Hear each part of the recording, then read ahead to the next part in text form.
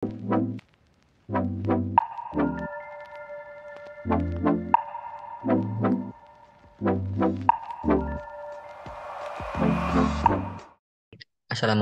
warahmatullahi wabarakatuh. Salam sejahtera bagi kita semua. Bertemu kembali dengan saya Angga Wira Perdana. Di sini saya salah satu dosen pengampu dalam mata kuliah perancangan unit produksi hasil perikanan. Pada pertemuan kali ini, saya akan membawakan materi yaitu mengenai tata letak pabrik. Kita akan mempelajari tata letak pabrik yang merupakan suatu rancangan fasilitas, menganalisis, membentuk konsep, dan mewujudkan sistem pembuatan barang atau jasa. Nah, di mana dalam prinsip-prinsip dasar tata letak pabrik meliputi yaitu prinsip integrasi total, prinsip pemindahan minimal, kemudian ada prinsip satu aliran, dan prinsip satu aliran proses kerja, serta yang terakhir ada prinsip pemanfaatan ruang. Kemudian ada di sini tentang pengaturan bangunan pabrik, di mana ada pembagian ruangan atau luasan pabrik untuk meletakkan bangunan dan peralatan pabrik, di mana fungsinya untuk menunjang operasi yang baik, konstruksi dan distribusi utilitas yang ekonomis, ruang gerak bagi karyawan yang memadai, dan keselamatan kerja bagi karyawannya. Yang pertama ada bangunan. Letak bangunan pabrik disesuaikan dengan urutan proses.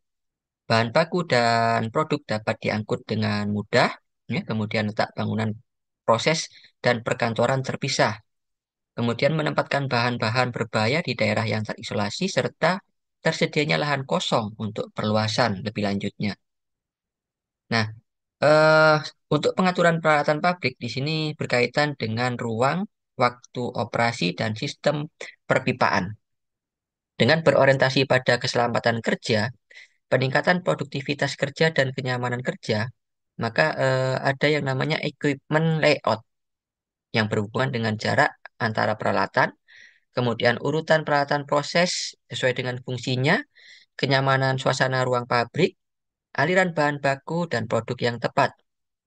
Aliran udara di sekitar area proses harus lancar agar tidak terjadi stagnansi udara. Pencahayaan di seluruh area pabrik, terutama di daerah proses, harus memadai. Ruang gerak pekerja harus leluasa, serta efektivitas dan efisiensi agar tepat menekan biaya operasinya. Berikutnya, berkaitan dengan luasan pabrik, di sini ada fungsi untuk mendapatkan kelancaran produksi dan meminimalkan biaya produksi, di mana hal-hal yang harus diperhatikan adalah pos keamanan, kemudian ada fasilitas untuk bahan baku dan produk ya, ada truk, penimbangan, dan gudang. Berikutnya ada fasilitas proses produksi, ada ruang proses, kemudian laboratorium, R&D, unit utilitas, pemadam kebakaran, bengkel, garasi, dan lain sebagainya. Kemudian ada perkantoran, ya. Kemudian fasilitas umum seperti parkir, perpustakaan, toilet, musola, poliklinik, dan kantin. Dan yang terakhir di sini ada lingkungan hidup ya, terkait dengan di sekitar lokasi pabrik, fasilitas taman, dan perluasan pabriknya. Hasil dari desain layout adalah denah seluruh pabrik, layout lengkap untuk bagian proses, di mana ini menggambarkan denah pada setiap tingkatan lantai, harus sudah jelas cara-cara penerimaan, penyimpanan bahan baku, serta pengepakan dan pendistribusian produknya. Ini merupakan contoh tata letak pabriknya, di mana dimensi ruangan dan denah layout dari pabrik ya, kita bisa lihat di sini adalah salah satu contohnya. Kita akan melihat terkait dengan desain untuk cold storage contohnya. Kemudian nanti kita akan melihat studi kasus berupa video pembangunan layout desain terkait dengan pabrik pakan ikan di situ. Nanti akan saya sampaikan source-nya dari YouTube, yaitu dari eh, sebuah pabrikan di luar ya. Di situ dia biasa mengerjakan tata letak pabrik beserta desainnya. Kemudian ada tata letak peralatan proses di sini mulai dari awal sampai akhir dan diberi kode. Nah, ini sudah dijelaskan beberapa waktu yang lalu di video pembelajaran yang lain terkait pengkodean proses serta pemberian nama untuk alur prosesnya. Berikutnya kita akan membahas tentang tipe tata letak pabrik. Kurang lebih ada 5 bentuk tipe tata letak pabrik. Pertama ada product layout, kemudian ada proses layout, fixed layout, team layout, dan mixed layout. Nah, kita akan lebih jelasnya pada slide berikutnya. Nah, untuk product layout di sini, di mana kita harus menyusun pabrik berdasarkan urutan proses produksi, di mana mesin-mesin atau peralatan disusun menurut urutan proses. Dengan demikian, ya, suatu pengerjaan akan diikuti oleh pengerjaan berikutnya sesuai dengan urutan prosesnya. Keuntungannya di sini, kita lihat pasti dalam setiap layout itu ada kelebihan atau kekurangan atau keuntungan ya di situ ya. Kita lihat di sini ada keuntungan dan kekurangan. Untuk keuntungan, untuk aliran produk lebih lancar dan sederhana. Kemudian persediaan barang dalam proses cukup kecil. Kemudian total produksi part per unit kecil. Pengurangan material handling, tidak membutuhkan skill tinggi dari operator. Kemudian pengendalian produksi lebih sederhana. Kemudian penggunaan mesin serbaguna dimungkinkan. Kemudian berikutnya ada kekurangan di sini. Investasi awal yang cukup tinggi, produk desain berubah dikarenakan layout menjadi mutlak, kemudian dibutuhkan general supervision, mesin macet dapat menghentikan jalur produksi ya, karena berhubungan satu dengan yang lainnya. Kemudian stasiun yang lambat menyebabkan penumpukan part. Kemudian ini contoh beberapa produk layout, mulai dari gudang bahan baku sampai gudang bahan jadi. Ada kurang lebih 3 contoh alirannya. Nah, kemudian ada proses layout. Nah, proses layout di sini terkait dengan penyusunan tata letak, ya, di mana di sini pengerjaannya yang sama, mesin-mesin, peralatan yang sama terletak pada suatu daerah. Nah, ada juga keuntungan dan kekurangannya, ya. Pertama, ada meningkatkan penggunaan mesin, alat serbaguna dapat digunakan. Nah, fleksibilitas dalam per lokasi di sini, personil dan peralatan ada bisa dirubah-rubah. Kemudian kebutuhan material handling mesin sejenis bisa dikurangi. Penyebaran tugas tiap-tiap personel supervisi masih dimungkinkan. Kemudian, meningkatkan kebutuhan material handling mesin yang berbeda, ya, kontrol produksi yang lebih rumit, meningkatkan jumlah barang yang dalam pengerjaannya di sini lebih banyak melintasi dari proses yang lain. Jalur produksi sehingga menjadi lebih panjang, membutuhkan skill yang tinggi untuk menangani pekerjaan yang beragam.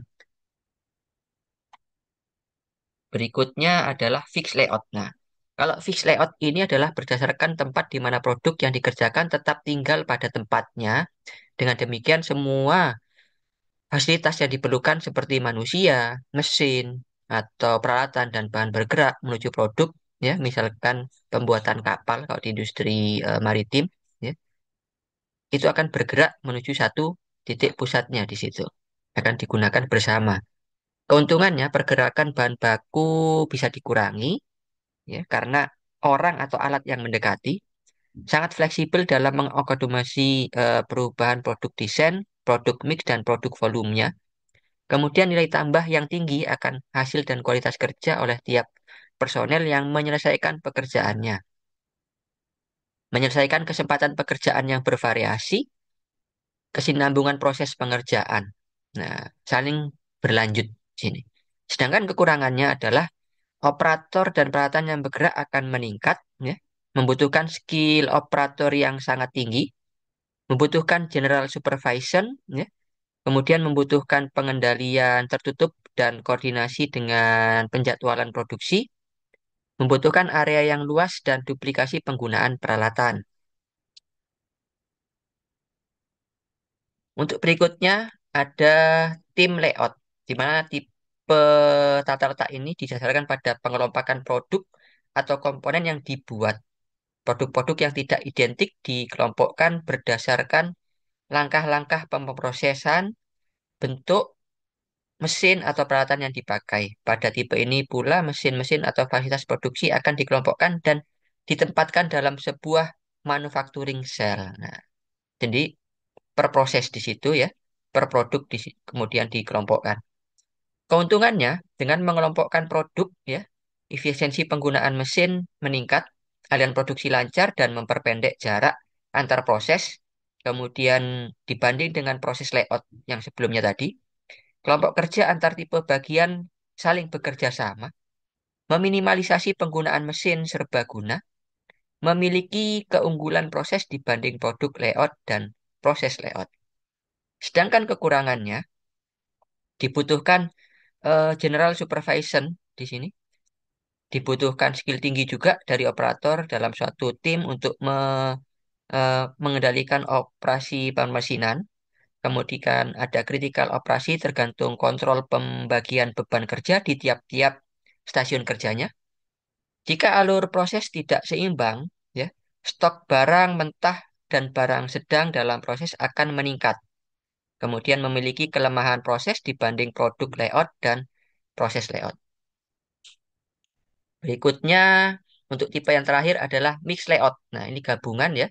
Mix layout adalah penyusunan pabrik. Tipe ini berdasarkan pada penggabungan dari proses tata letak, yaitu penyusunan tata letak pabrik menurut pengerjaan komponen benda kerja, di mana mesin-mesin atau peralatan-peralatan disusun berdasarkan urutan pengerjaan komponen tertentu.